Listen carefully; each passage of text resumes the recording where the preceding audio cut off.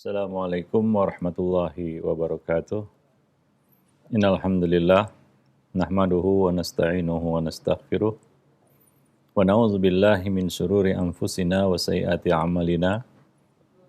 May yahdihillahu fala mudhillalah wa may yudlil fala hadiyalah. Asyhadu an la ilaha illallah wahdahu la syarikalah wa asyhadu anna Muhammadan abduhu wa rasuluh.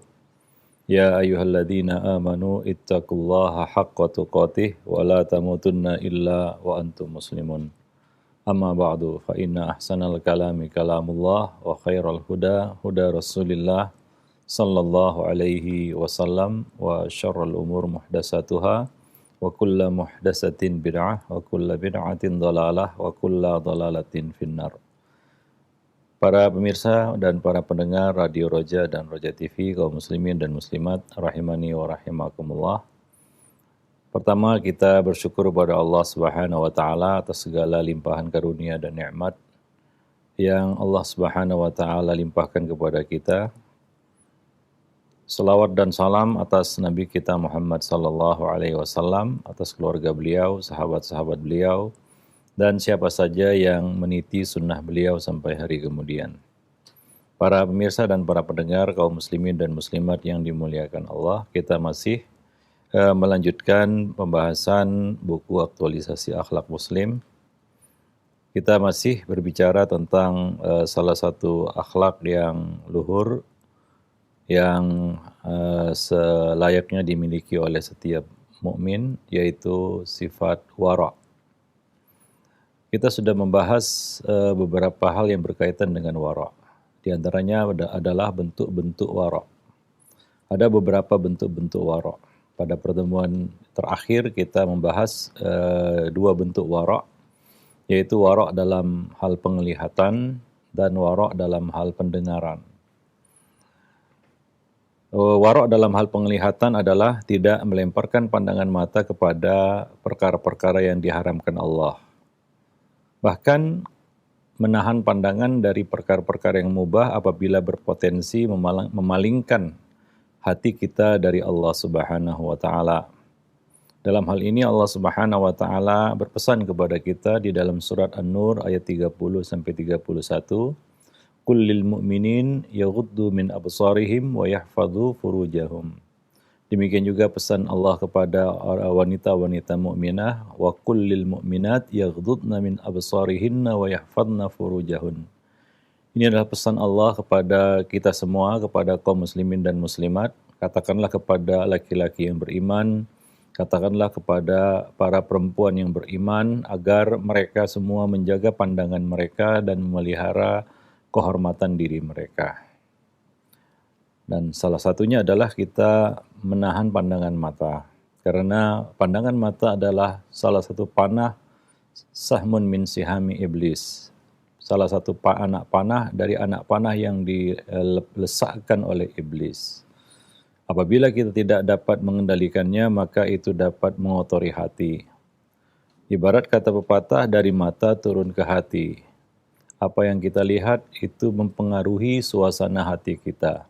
Dalam banyak hal, ya, pandangan mata itu dapat mempengaruhi apa yang ada di dalam hati. Sebagai contoh, ada sebahagian orang pergi ke pasar tujuannya untuk cuci mata, lihat-lihat saja, nggak ada niatan untuk belanja.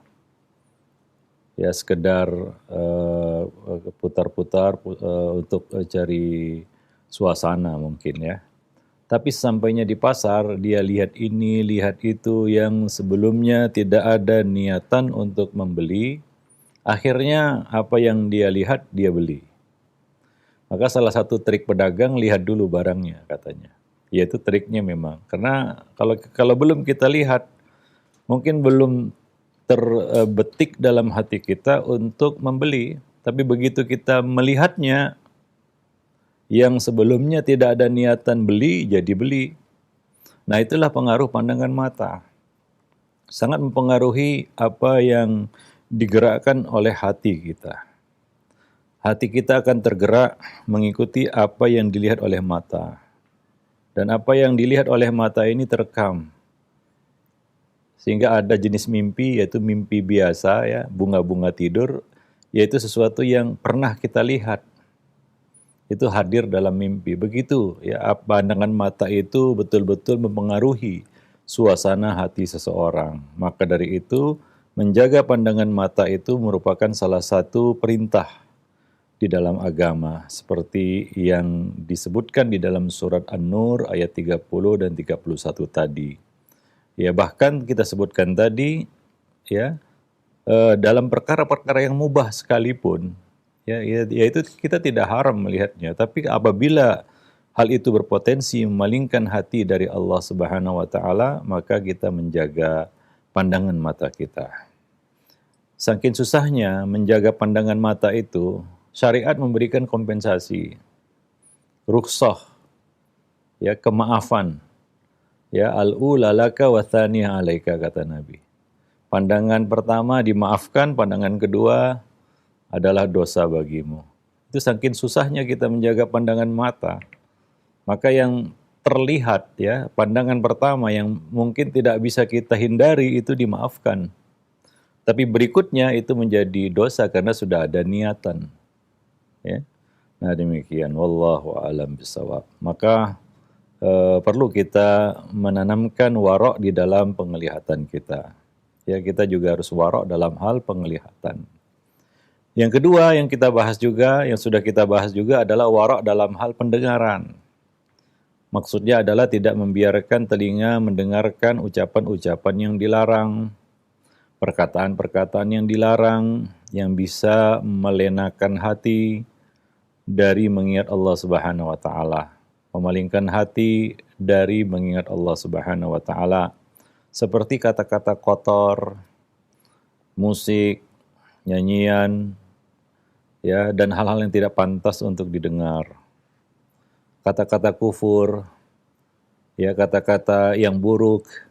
Ini hendaknya kita menahan pendengaran kita dari mendengarnya. Termasuk di dalamnya yang bisa membawa kita kepada dosa adalah mendengarkan ghibah.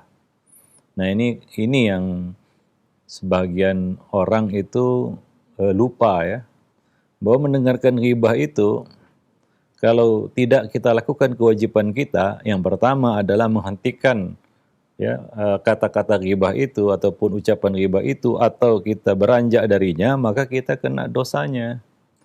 Tapi yang terjadi adalah ketika kita mendengarkan ghibah, kita seolah-olah terpaku di situ.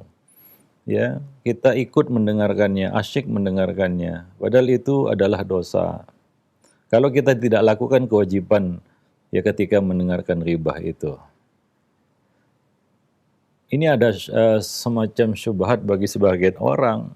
Ya, ketika dia mendengarkan ghibah, mungkin dia berkata dalam hatinya, ini kan bukan suatu hal yang dosa seperti mendengar musik atau mendengar yang lainnya. Ya. Sehingga dia asyik mendengarkan ghibah itu. Dia dengarkan dari A sampai Z tanpa melakukan kewajiban, yaitu menghentikan kata-kata ghibah itu atau beranjak pergi. Maka hendaklah kita warok dalam hal pendengaran. Ada satu riwayat bagaimana salaf dahulu ya, sahabat Nabi yang mulia Abdullah bin Umar ya, menahan pendengarannya dari hal-hal yang bisa melenakan hati. Nafi', ya, dia adalah pelayan Abdullah bin Umar, menceritakan bahwa Abdullah bin Umar pernah mendengar suara seruling ya, seorang penggembala, ya, biasa penggembala pakai seruling. Maka Abdullah bin Umar pun segera menutup kedua jarinya ke telinganya dan mengarahkan untanya agar berjalan di pinggir jalan. Kemudian ia berkata kepada pelayannya, yaitu Nafi', "Wahai Nafi', apakah kamu masih mendengar suara itu?" Nafi' menjawab, "Iya." Maka Ibnu Umar terus menggiring untanya di pinggiran jalan, hingga Nafi' mengatakan kepadanya, "Sekarang suaranya sudah tidak terdengar lagi." Barulah Ibnu Umar membuka telinganya dan kembali mengarahkan untanya ke jalan. Seraya mengatakan, "Aku pernah melihat Rasulullah Shallallahu Alaihi Wasallam mendengar suara seruling seorang penggembala, lalu beliau menutup telinganya seperti yang kulakukan tadi." Hadisnya sahih riwayat Ahmad dan disahihkan oleh Al-Albani di dalam kitab Tahrim Alatit Tarb. Nah, demikian waraknya para salaf dahulu di dalam hal pendengaran. Ya. Mereka menahan telinga dari mendengarkan hal-hal yang diharamkan. Kemudian pada bentuk selanjutnya, bentuk warak selanjutnya adalah yang ketiga, ini akan kita bahas pada kesempatan siang ini, yaitu warak dalam hal ucapan. Ya, kita harus bisa menahan, menjaga lisan dari ucapan-ucapan yang membawa dosa, ghibah, namimah, dusta, ya, maupun kejahatan-kejahatan lisan lainnya. Dan sampai kita warak dalam hal ucapan itu, yaitu menahan lisan kita dari ucapan yang sia-sia dan ucapan yang tidak jelas manfaatnya. Maka Nabi SAW berpesan kepada kita semua, "Man kana yu'minu billahi wal yaumil akhir, falyaqul khairan aw liyasmut." Barang siapa yang beriman kepada Allah dan hari akhir, maka hendaklah dia berkata yang baik atau dia diam. Kita diperintahkan untuk berkata yang baik, yaitu perkataan yang benar, bukan yang batil, bukan yang mungkar, bukan yang buruk, dan bermanfaat, bukan perkataan yang sia-sia, anfaedah, tidak ada faedah. Sehingga mukmin tidak merugi dengan lisannya. Apa yang keluar dari lisannya adalah sesuatu yang bermanfaat. Karena Allah mengatakan di dalam Al-Quran, وَمَا يَلْفِظُ مِنْ قَوْلٍ إِلَّا لَدَيْهِ رَقِيبٌ عَتِيدٌ. Tidak ada satupun kata-kata yang terlontar dari lisan kita, dari lisan manusia, melainkan di sana ada malaikat-malaikat yang mengawasi lagi mencatat. Raqib, Atid. Yang mengawasi lagi mencatat. Jadi Allah mencatat setiap perkataan kita. Sampai keluhan, sampai aduhan, sampai teriakan, itu Allah Subhanahu wa Ta'ala catat dan akan dimintai pertanggungjawaban dari setiap ucapan yang kita lontarkan. Maka dari itu, hendaknya kita bisa berpikir sebelum kita melontarkan satu perkataan. Namun, celakanya kita ini, berapa persen, kalau kita hitung per hari lah ya, setiap hari itu berapa persen kata-kata yang keluar dari lisan kita itu yang kita lontarkan setelah kita pikirkan matang-matang. Atau kebanyakan dari perkataan kita itu kita lontarkan begitu saja tanpa dipikir dulu. Maka ada pepatah kita mengatakan memang lidah tidak bertulang. Ya, dia tidak bertulang. Artinya sangat elastis untuk digunakan untuk kepentingan apapun. Ya, untuk kepentingan apapun. Dan yang paling pasti adalah kepentingan diri kita. Yang kita rasa itu menguntungkan kita. Maka kita pun mengucapkan kata-kata yang menuruti hawa nafsu. Kata-kata yang terdorong dari hawa nafsu. Lisan adalah alat yang digunakan oleh hawa nafsu untuk mengeluarkan apapun yang dikeluarkan oleh apa yang disimpan di dalam hati. Maka dikatakan bahwa lisan itu duta hati. Apa yang ada dalam hati itu terungkap melalui lisan. Jadi memang hawa nafsu salurannya adalah lisan. Maka dari itu syaitan menggunakan itu. Satu hal yang paling sulit untuk ditundukkan adalah lisan kita, yaitu susah untuk dikendalikan. Ya, maka salah satu bentuk warak yang mesti kita miliki adalah warak dalam hal ucapan. Ya, terutama hal-hal yang bisa membawa kerugian bagi kita, musibah, bencana bagi kita di dunia, ya, lebih-lebih lagi nanti di akhirat. Maka banyak sekali hadis-hadis yang menjelaskan tentang bahaya lisan. Dan di dalam buku ini kita sudah bahas secara khusus ya tentang ya pentingnya menjaga lisan. Ya, banyak hadis-hadis yang menjelaskan tentang bahaya lisan ini. Salah satunya adalah ya orang yang masuk neraka gara-gara lisan, gara-gara ucapan. Ya, diceritakan di dalam riwayat At-Tabarani, disahihkan oleh Al-Albani, dihasankan oleh Al-Albani. Dulu ada dua orang bersaudara dari kalangan Bani Israel. Mereka bersaudara, tapi berbeda. Walaupun bersaudara, bukan berarti kelakuannya sama, enggak, berbeda. Yang satu rajin ibadah, tergolong ahli ibadah. Sementara satunya lagi suka buat dosa, manusia berbuat dosa.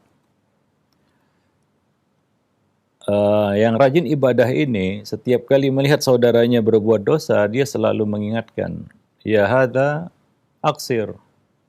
Wahai saudaraku, hei saudaraku, berhentilah. Namun tidak diindahkan oleh saudaranya itu. Dia mengatakan, ya khallini wa rabbi, biarkan urusan aku dengan Tuhanku. Apakah engkau diutus untuk mengawasiku, memata-mataiku? Dia enggak terima dinasihati. Sehingga ada suatu hari, ahli ibadah ini melihat saudaranya melakukan suatu dosa yang besar. Ya, sepertinya tidak bisa ditolerir lagi. Maka dia pun berkata, ya hadza aksir, waihak, celaka kamu, berhentilah buat dosa. Kembali lagi saudaranya itu mengabaikan nasihat saudaranya tersebut. Dia mengatakan, khallini wa rabbi, abu'ista alayya raqiban, biarkan urusan aku dengan Tuhanku. Apakah engkau diutus, diciptakan untuk mengawasi diriku? Dia enggak terima. Hingga hilanglah kesabaran saudaranya itu. Maka terlontarlah kata-kata. Kata-kata ini yang menyebabkan dia terjungkal jatuh dalam neraka. Apa katanya? Wallahi la yaghfirullahu lak. Atau dia mengatakan, wallahi la yudkhilakallahul jannah. Dia berkata, demi Allah, Allah tidak akan mengampunimu. Atau dia mengatakan, salah satu dari dua perkataan ini ya. Atau dia mengatakan, demi Allah, Allah tidak akan masukkanmu ke dalam sorga. Itu kata-katanya. Ya. Nah, kemudian singkat cerita, keduanya dikumpulkan di hadapan Allah Subhanahu wa taala nanti ya di akhirat. Ini cerita umat terdahulu ya. Singkat cerita mereka bertemu nanti di hadapan Allah Subhanahu wa taala. Allah berkata kepada saudaranya yang buat dosa, ya, walaupun dia buat dosa, ya dia masih seorang muwahhid. La ilaha illallah adalah jaminan seorang itu mendapatkan ampunan jika Allah menghendaki. Dan Allah menghendaki untuk mengampuninya. Allah berkata kepadanya, ya, idhab, qad ghafartu lak, udkhulil jannah. Masuklah kamu ke dalam surga, aku sudah mengampunimu. Dosa-dosanya Allah ampuni, dan dengan tauhidnya dia masuk surga. Ya, kehendak Allah. Allah mengatakan, innallaha la yaghfiru ayyushraka bihi wa yaghfiru ma duna dzalika liman yasha.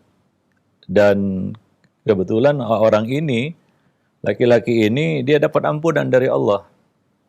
Ya, dengan tauhidnya dia dapat ampunan dari Allah Subhanahu wa taala dan Allah masukkan dia ke dalam surga.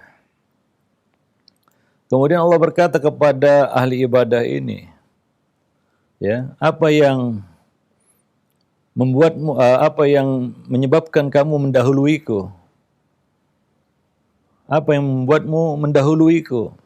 Engkau mengatakan aku tidak mengampuninya. Engkau mengatakan aku tidak masukkannya ke dalam surga. Sungguh aku telah ampuni dia dan aku masukkan dia ke dalam surga.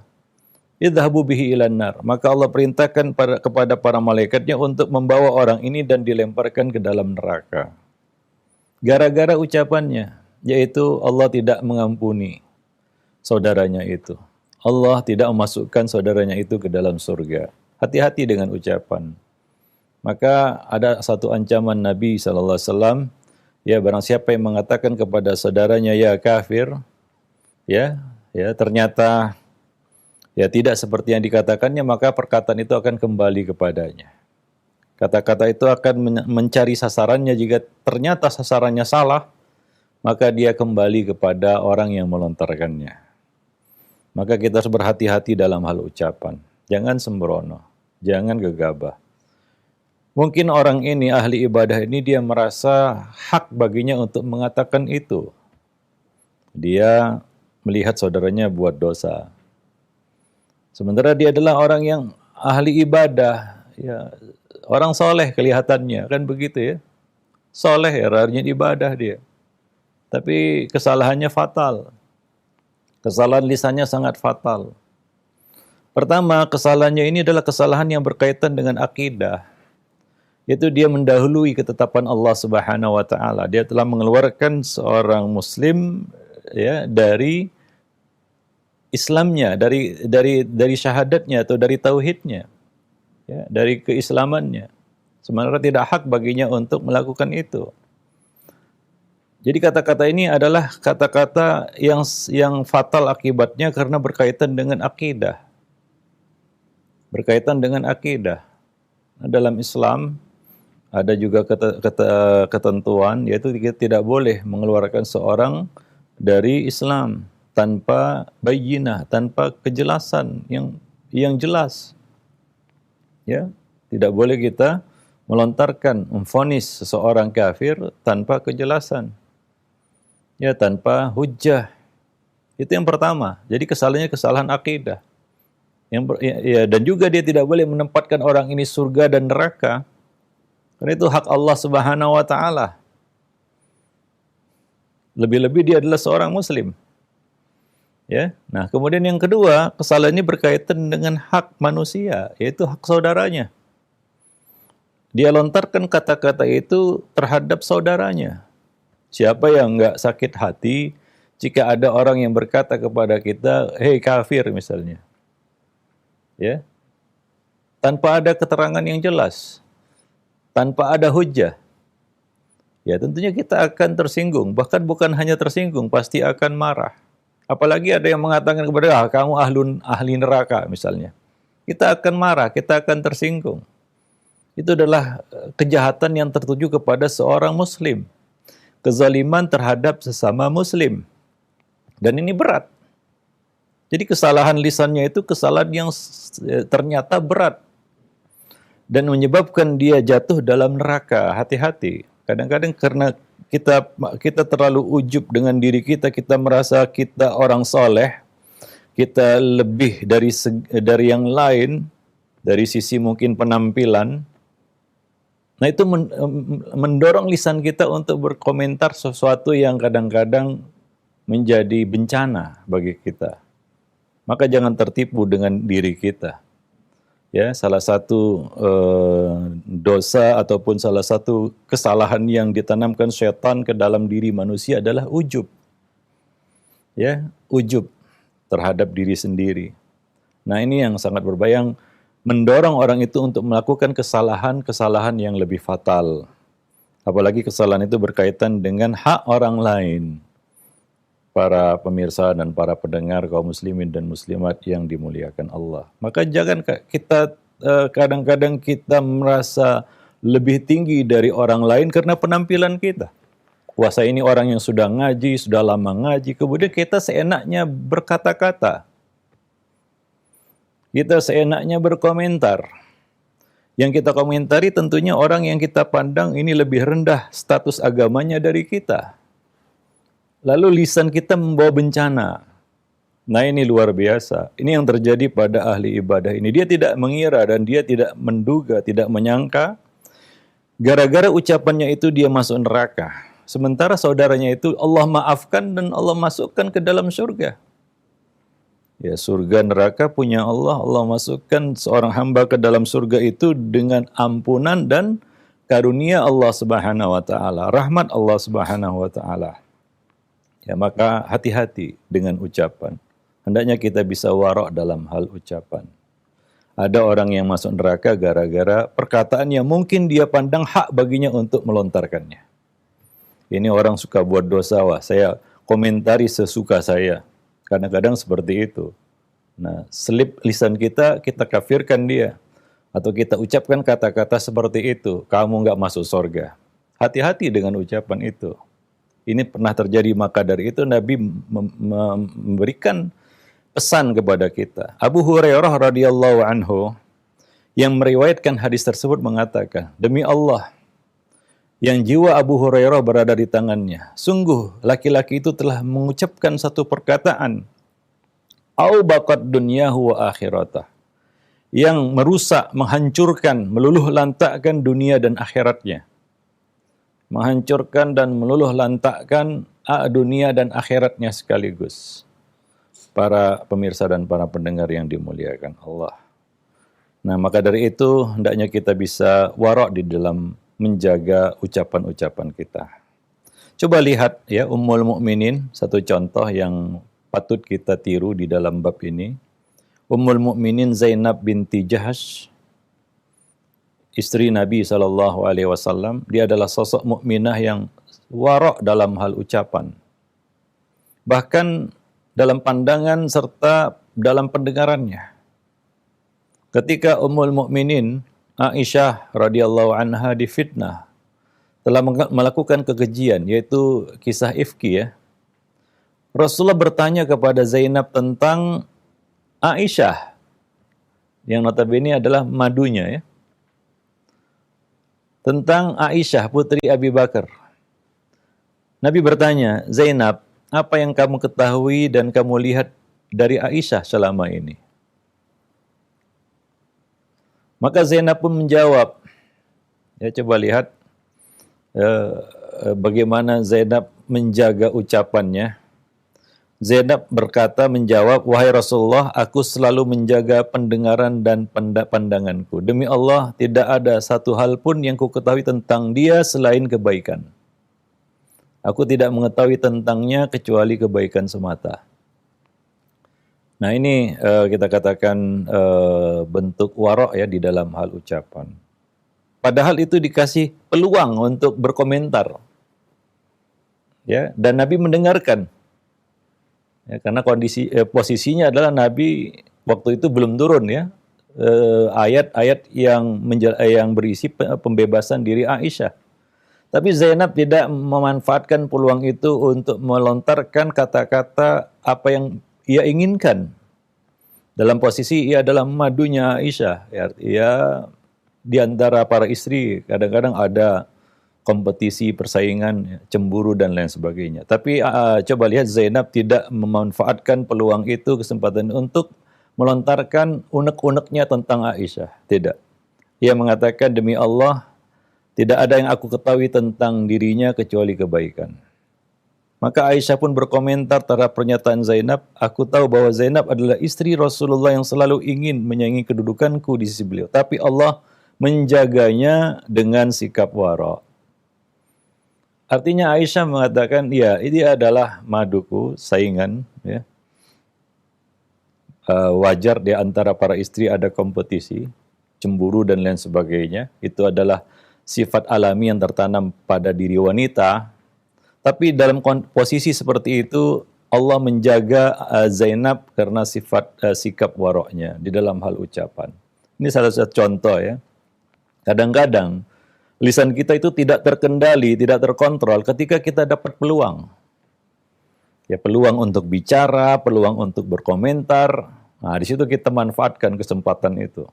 Kita pun mengatakan apa yang kita inginkan, apa yang kita sukai. Ya, dan ini contoh yang baik Zainab binti Jahsh. Ia menahan lisannya, tetap menjaga waraknya di dalam hal ucapan pada saat ia dapat peluang untuk berbicara. Ya, pada dalam kesempatan posisi ia dapat kesempatan untuk berbicara.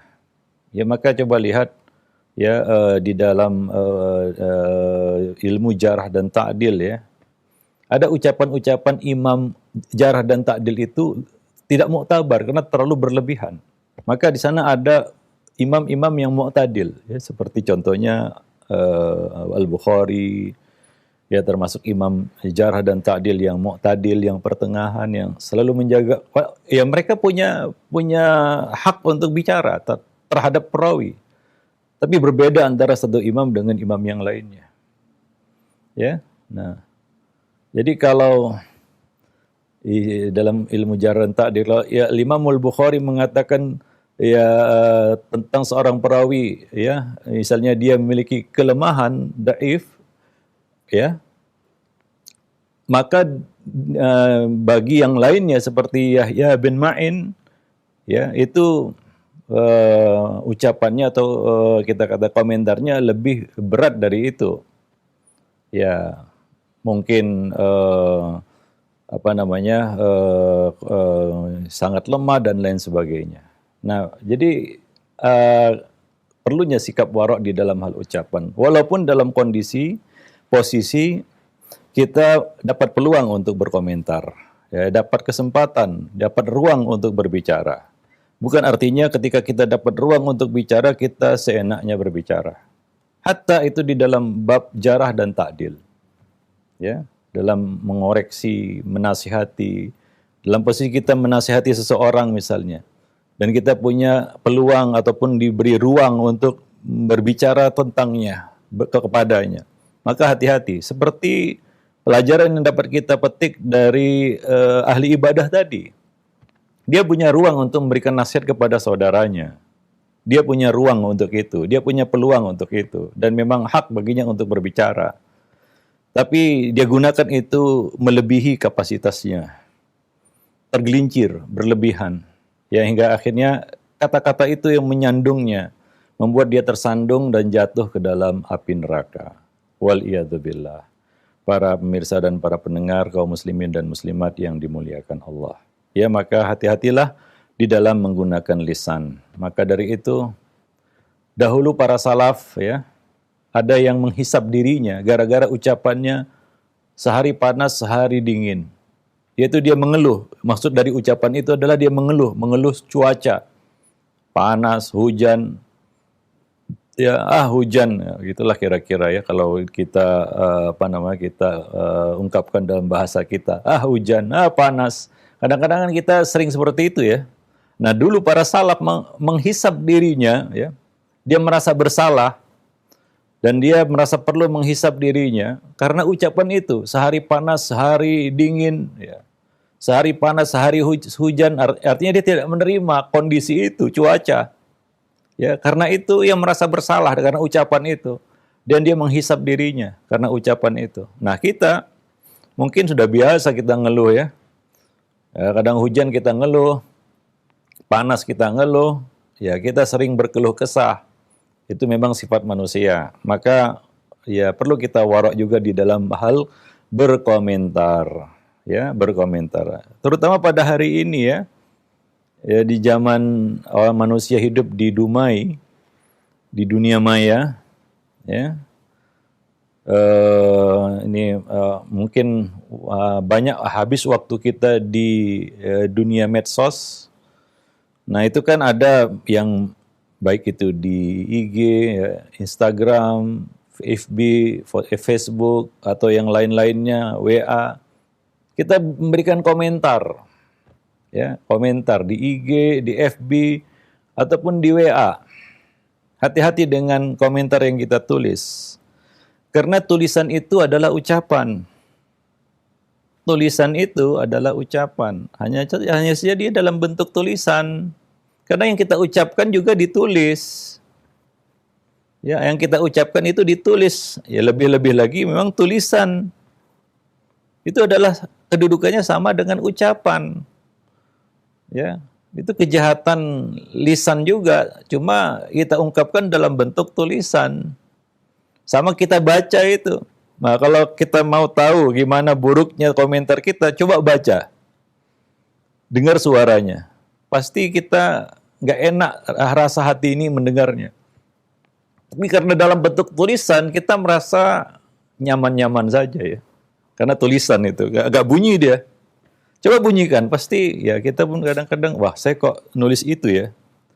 Saya kok menulis hal itu ya. Nah, dengan demikian, maka hati-hati ya. Apa yang kita tulis di komen-komen kita itu adalah ya bentuk lisan kita, mewakili lisan kita.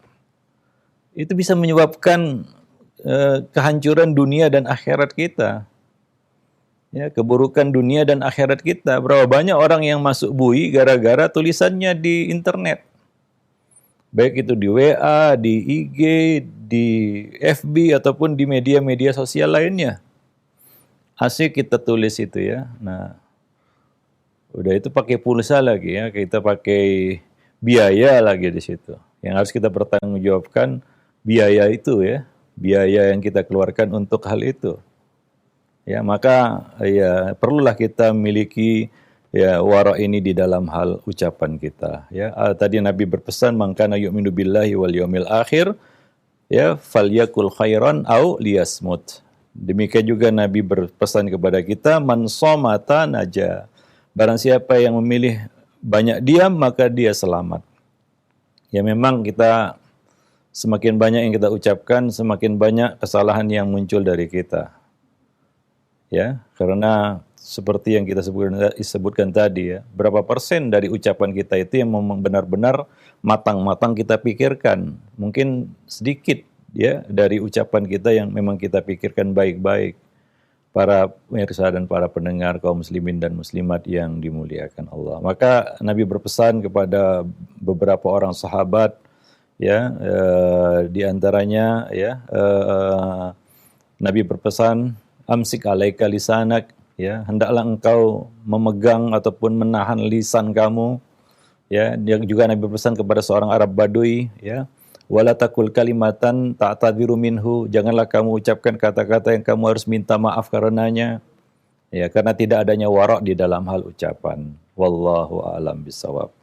Maka wara' itu banyak bentuknya, salah satunya adalah wara' dalam hal ya berkata-kata ataupun berbicara. Wara' dalam hal ucapan. Wallahu a'lam bishawab. Kita masih bahas tentang bentuk-bentuk wara' dalam pembahasan berikutnya, yaitu wara' dalam hal perut. Apa yang masuk ke dalam badan kita. Nah, itu harus kita perhatikan. Nah, ini akan kita bahas nantinya ya. Perlu wara' ya dalam hal makanan juga. Memastikan bahwa makanan yang masuk itu adalah makanan yang halal. Yang kedua, makanan yang bermanfaat, tidak mudarat bagi diri kita. Kadang-kadang dalam bab ini kita harus wara' itu. Apalagi orang-orang yang sudah banyak penyakitnya, ya, 40 tahun ke atas ya. Nah, waroklah sedikit di dalam hal perut. Ya, kadang-kadang kita tahu apa yang kita makan itu mudarat ya sebenarnya. Ya, kita tidak bicara tentang pantangan di sini ya. Itu kan istilah orang ya, pantangan. Nah, kita buat aja dalam bahasa yang lain, yaitu warok begitu ya. Bukan berpantang tapi warok lah dalam hal perut begitu. Nah, ini akan membawa kebaikan bagi kita, baik dunia kita maupun akhirat kita, dan itu akan kita bahas nanti pada pertemuan selanjutnya insyaallah. Ya, nah demikian saja, mudah-mudahan bermanfaat. Aqulu qouli hadza astaghfirullah li wa lakum lisairil muslimin innahu huwal ghafurur rahim. Nah, jazakallah khairan wa barakallahu fikum Ustaz atas penyampaian materi yang sangat bermanfaat sekali.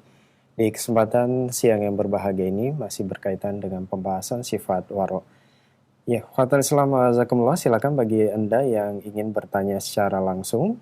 Kami buka kesempatan di line telepon. Assalamualaikum. Waalaikumsalam warahmatullahi wabarakatuh. Dengan Bapak siapa di mana? Dengan Pak Nanang di Lampung. Pak Nanang di Lampung, silakan. Mungkin ini keluar dari tema Pak Ustaz. Ya. Ya. Di tempat saya ketika mau seorang muazin mau melafalkan azan,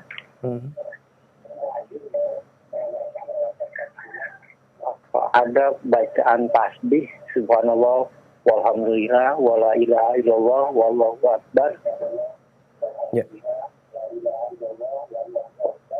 Wala haula wala quwata illa billahil aliyyil azim. Yang ingin saya tanyakan, apa ada tuntunan dari Rasulullah SAW? Dan itu saja. Assalamualaikum warahmatullahi wabarakatuh. Waalaikumsalam warahmatullahi wabarakatuh. Waalaikumsalam warahmatullahi wabarakatuh. Ya, ucapan-ucapan yang dibaca sebelum adzan ya banyak diamalkan oleh sebagian kaum muslimin. Ya. ada yang membaca surah ayat ya, innallaha malaikatahu yusholluna 'alan nabi, itu mungkin yang paling banyak. Ada yang juga membaca muawwizataini ya. Ada yang membaca tasbih tadi seperti yang ditanyakan, dan banyak ucapan-ucapan lainnya yang mana dari semua apa yang diamalkan oleh kaum muslimin itu ya sudah kita cari ya, dalilnya nggak ada. Nggak ada satupun dalil keterangan di dalam bab adzan dari semua kitab-kitab fikih mu'tabar yang bersandarkan riwayat ya, bukan kitab fikih yang berdasarkan pendapat-pendapat ataupun perkataan-perkataan ulama ya, tapi berdasarkan riwayat. Tidak ada riwayat satupun yang menjelaskan bacaan-bacaan sebelum azan. Apapun itu, baik itu isti'adzah, misalnya auzubillahi minasyaitonirrajim, atau bismillah ya, dengan mengkiaskan mungkin kullu amrin dzibalin la yubda'u fi bihamdalah ataupun bismillah fa huwa aqta. Jadi tidak ada ulama yang berpendapat seperti itu, sebelum azan baca bismillah, sebelum azan baca hamdalah ya, sebelum azan baca isti'adzah, ataupun ya lebih dari itu yaitu ayat.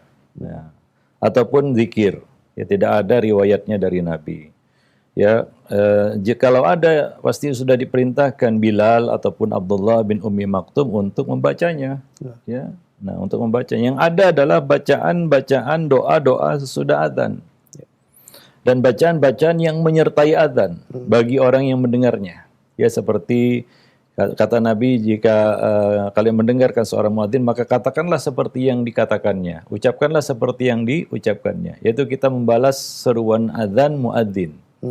Itu bacaan-bacaan berkaitan dengan azan, ya. Ketika kita mendengarkannya dan setelah kita mendengarkan azan. Adapun sebelumnya, ya tidak ada, ya riwayat dari Nabi yang sahih ya, yang menjelaskan bacaan apapun itu. Bahkan yang mewajibkan niat tidak mengarang ya niat azan gitu ya. Nama itu al-adzan nggak ada ya. Padahal itu kan juga ibadah ya. Nah, harusnya kan pakai nawa itu. Bagi yang berpendapat adanya nawa itu ya, nggak ada. Ya. Kenapa mereka nggak baca nawa itu saja? Kenapa harus innallaha malaikatahu yusholluna? Mereka yang berpendapat seperti itu ya. Nah, jadi tidak ada sebenarnya. Nggak ada riwayatnya ya. Maka malam yakun yawma idzin dinan fala yakunul yawma dina, kata Imam Malik. Apa-apa yang bukan agama dahulu, maka bukan juga agama pada hari ini. Artinya tidak termasuk perkara agama dahulu, maka sekarang juga tidak termasuk perkara agama. Karena tidak ada. Nah, demikian ya. Nah, jadi itu saja mungkin ya.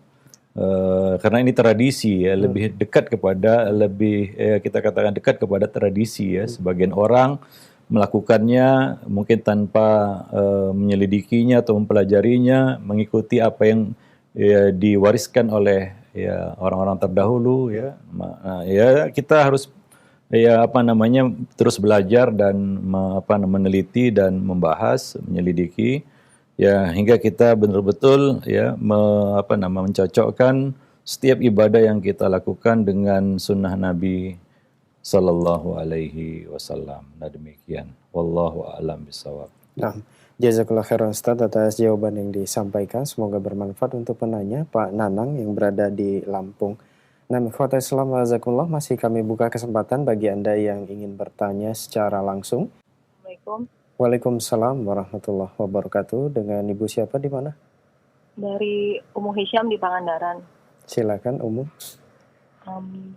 Mohon nasihatnya Ustadz, bagaimana sikap kita yang dalam kondisi seperti ini ingin untuk pindah hijrah ke tempat yang lebih memadai untuk mencari rezeki, dan juga melihat kondisi juga keamanan situasi saat ini, kami memilih untuk agar kami juga bisa memupuk rasa warok dan juga istiqomah kami tetap untuk dekat dengan orang-orang soleh, untuk mendapatkan kajian. Jadi kami berencana untuk pindah dan dekat dengan sekolah anak. Bagaimana Ustadz sementara kami ada pilihan lain dari orang tua yang yang pilihan tersebut membuka peluang untuk memudahkan rezeki seperti itu, Ustaz. Namun kami punya rencana untuk bisa dekat dengan daerah sekitar sekolah. Mohon nasihatnya Ustaz, bagaimana pilihan kami ini, walaupun sebenarnya kami belum punya rencana untuk mencari pekerjaan lain itu apa setelah kami hijrah nantinya, Ustaz.